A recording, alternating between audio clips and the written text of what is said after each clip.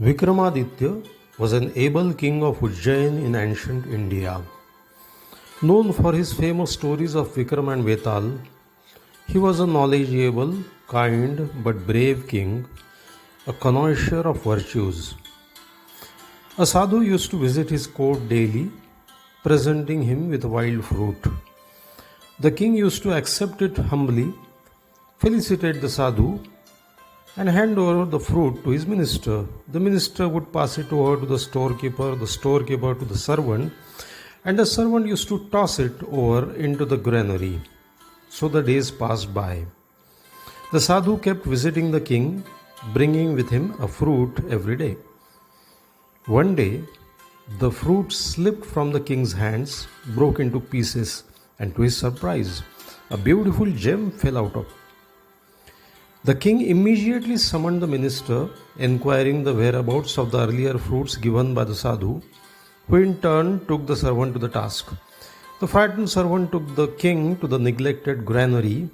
It was glittering with thousands of gems of all colors and hues. Every day, life bestows us with a glittering moment, and unmindfully, we while it away, like the sadhu's fruit.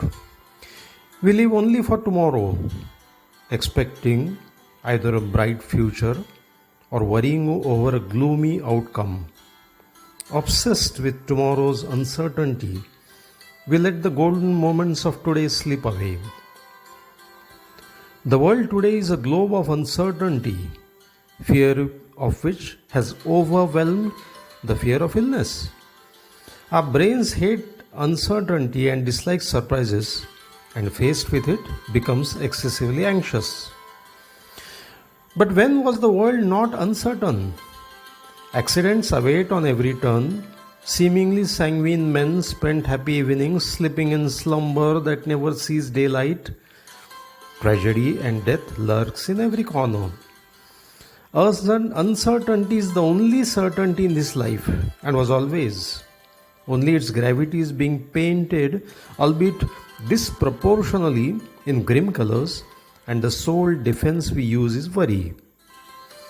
If you live this moment, your mind shall be tranquil, and you will realize the futility of worry. The question is how to disperse worry, how to make each moment momentous. When worry pervades the brain, turn to the body. Our senses are gateways of bodily experiences: vision, sound, touch, taste. Unfortunately, hardly noticing them, we live behind tightly closed doors. Observe these sensations, be aware of them. This is the first step towards living mindfully, a technique unfolded centuries ago by Lord Buddha. This anecdote began with a fruit.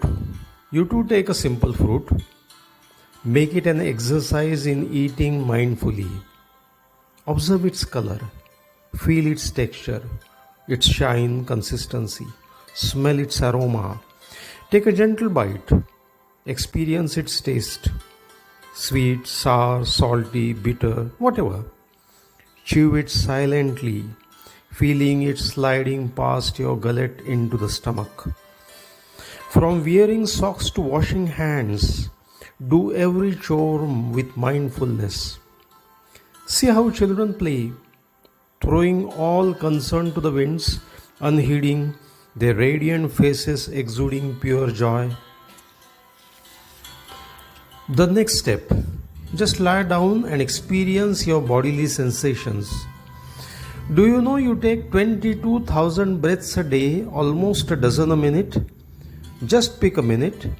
Be alive to a deep breath, inhaling fresh air, inflating every corner of your lung, the oxygen from universe dissolving in your blood and pervading the nooks and corners of your body.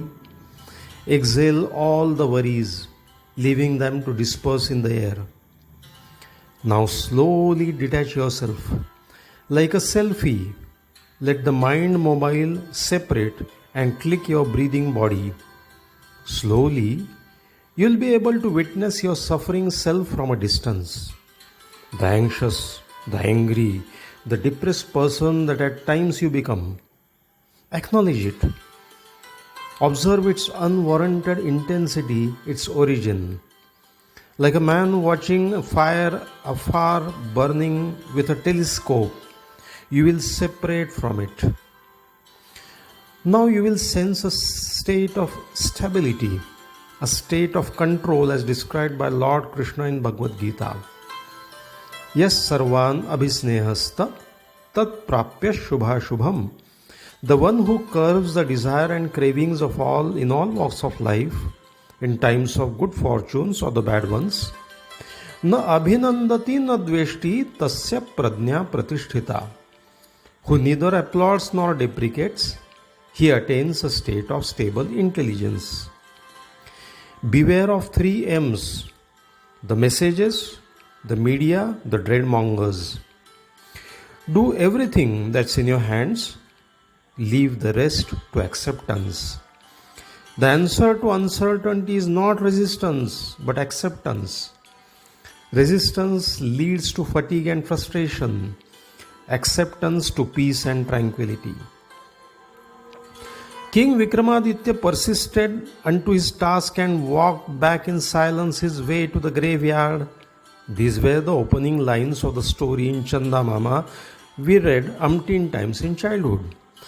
Vikramaditya did not panic because he heard the Vetal or the ghost with mindfulness, and so he could answer each of his questions.